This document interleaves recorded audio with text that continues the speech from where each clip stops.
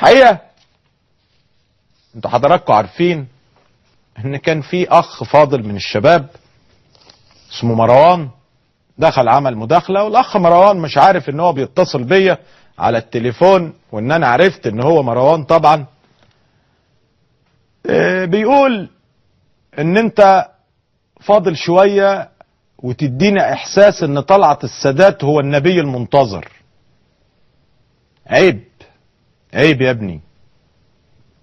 طلعت السادات راجل وطني قدم كتير.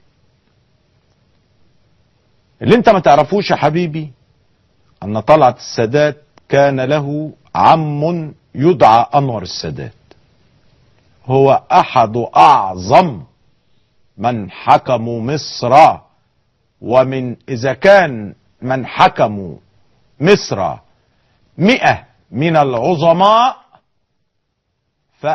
فأهم هؤلاء أو أحد أهمهم هو أنور السادات.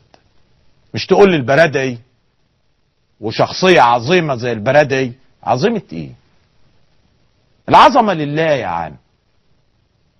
أنور السادات الذي عبر بمصر مرارة الهزيمة وآلام النكسة إلى فرحة النصر وحلاوة الانتصار. ابن شقيقه طلعت السادات هو الذي قضى عقوبتين في السجن في عهد حسني مبارك. الأخيرة كانت وهو عضو في مجلس الشعب. أنا بتكلم وبقول طلعت السادات بشر، له أخطاء وله إيجابيات. أنا ما قلتش عليه أكتر من كده.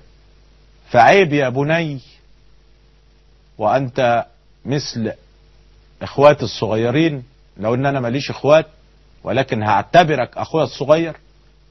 عيب أن تهاجموا الناس دون. يكفي أن طلعت السادات فلاح بيلبس البلغة، طلعوها على النت برضو زي ذكر البط، وبيمشي في البلد في ميتا بكوم. أنور السادات هو اللي هد ميتا بكوم وبناها بيت بيت على حسابه، ما خدش من الدولة جنيه من جيبه. قال لك دول أهليتي وبلدي.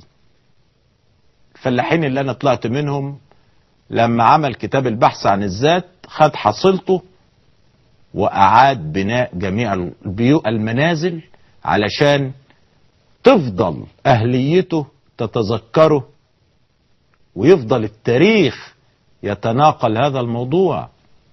أنا لما بتكلم عن طلعت السادات، إذا أخطأ طلعت السادات سأكون أول من يهاجم طلعت السادات، عشان تبقى عارف. وإن أصاب طلعت السادات سأكون أول من يعلن أن طلعت السادات قد أصاب.